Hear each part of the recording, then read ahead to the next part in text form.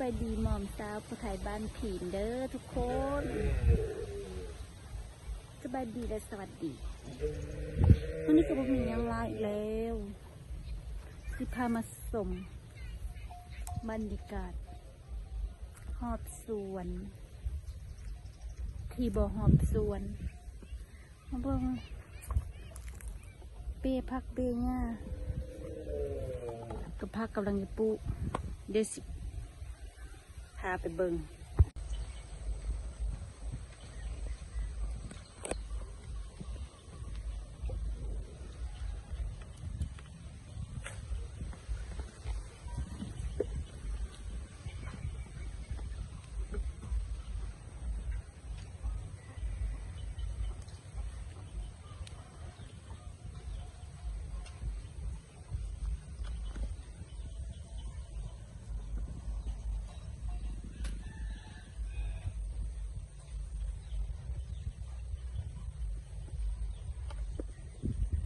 มันเลยคุณละอองคุณเลย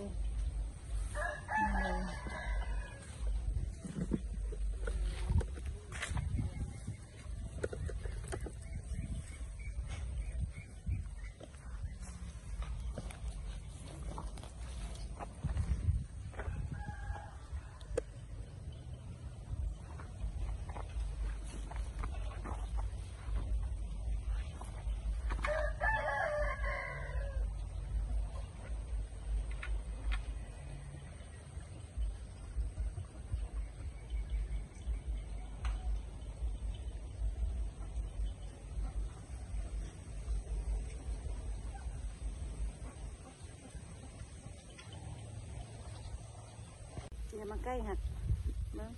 เฮ้ยคอย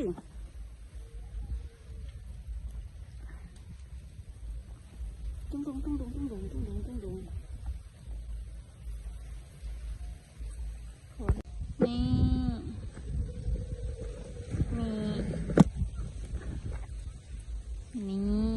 ดูยา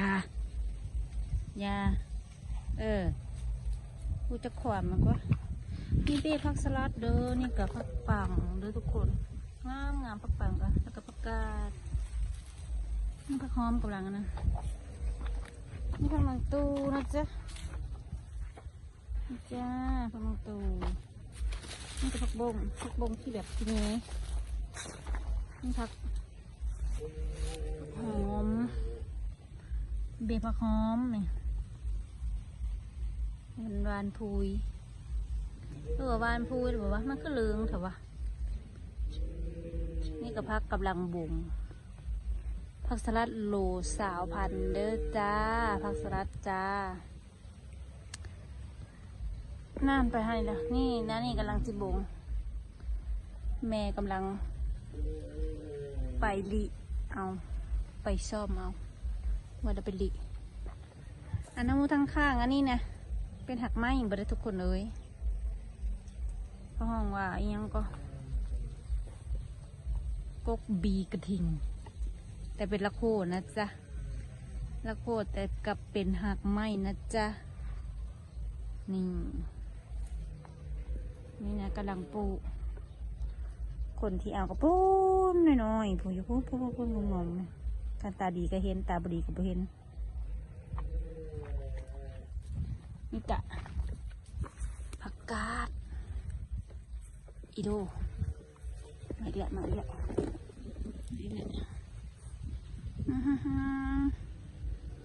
โดพูดกำลังมาแล้วนี่ผักกาดนี่มาไหมล่ะโดมาแม่นี่มาใกล้หักลิงแสงเจ้าว่าจะจบคลิปต้นมะพร้าวเลยงามไปทางนี้ฝากทุกคนกดไลค์กดแชร์มอมสาวผู้ไทยบ้านถิ่นเลยฝากติดตามได้ทุกคนเด้อไร้สาระแต่กะไร้สาระอยู่ต้นมะพร้าวขอให้คลิปนี้พาวไปหอด100 ล้านวิวไปเลยเด้อบาย